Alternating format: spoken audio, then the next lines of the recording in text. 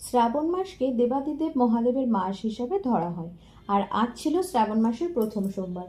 আমি এমনিতেই প্রতি সোমবার বাবার মাথায় জল ঢেলে নিরামিষ খাই। আর মহাদেবের সমস্ত পুজোই করি, যেমন শিবরাত্রি, শ্রাবণ মাস, চৈত্র মাস। তো কাল ছেলের নাচের পরীক্ষা থাকায় অনেক সকালে উঠেছিলাম, আর পরীক্ষা শেষ হওয়ার পর বাড়ি এসে খেয়ে ঘুমিয়ে পড়েছিলাম। ঘুম ভাঙতে দেখি সন্ধে 8টা। সময়টা দেখেই চোখে জল এসে গেছিল। এটা ভেবে যে আমি হয়তো ফল ফুল মিষ্টি কিছুই পাবো না, আর সকালে কিনে আনার মতনও কেউ থাকে না। এদিকে আমার কর্তাও সকালে জল ঢেলে অফিসে বের হবে, কি করে কি হবে এসব নানান চিন্তা হতে থাকে। কিন্তু বিশ্বাস করো, বাজারে যেতে সবটাই পাই। আসলে আমরা বাঙালিরা তো সব পার্বণই পালন করার চেষ্টা করি, তাই আমি ভয় পাচ্ছিলাম। কিন্তু আমার মহাদেব হয়তো বুঝতে পারে আমি কতটা অন্তর থেকে তাকে চাই, তাই হয়তো আমার চোখের জলটা মুছিয়ে সমস্তটা জোগাড় করে দেয়। বিশ্বাস করো, একটা বেল লেবুর মতন ছোট, দামে বেশি হলেও আমি পেয়েছি।